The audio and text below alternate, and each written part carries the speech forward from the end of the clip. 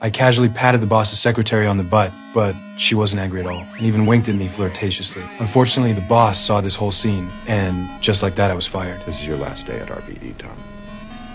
I walked downstairs feeling lost and dejected when I suddenly noticed a man in a suit secretly picking up someone else's suitcase. So I quietly followed him and discovered the elevator he took stopped at the floor where my company was located. I immediately got on the elevator too, and then I discovered something terrifying. He was actually a criminal. He then took the suitcase to the file room to plant an incendiary bomb, planning to burn this place to ashes. I hurried through the hallway, heading to the break room to call the police. But there was another colleague who hadn't left work yet. I quickly explained the situation to him. We then escaped into the elevator, only to find it had been locked. We had to go to the fire escape, but all the exits had been sabotaged by the criminal. So we decided to split up. I told my colleague to get online and call the police, while I went back to my desk to get my phone. But as soon as I got to the hallway, I saw the criminal's shadow, which scared me into running back immediately. My colleague had just connected to the internet when I quickly covered his mouth because the criminal had already followed us in. When he came into the office, the criminal immediately noticed the computer screen was on. I hid under the desk and peeked out to see what was happening. I could see his feet standing right in front of me,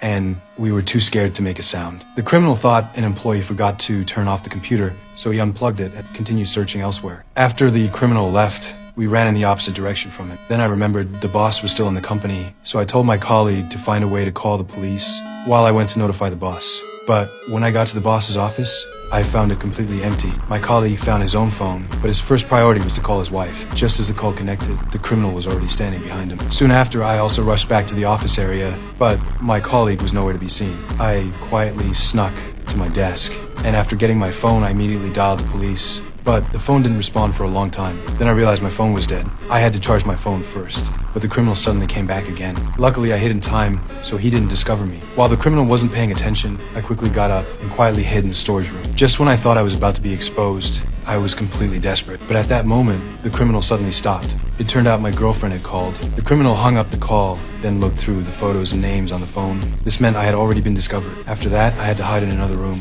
I lit a piece of paper on fire and held it up to the smoke detector, but after waiting forever, there was no response. I suddenly noticed someone in the building across from us. I waved frantically at that person, but they didn't notice me, and the criminal was walking toward me.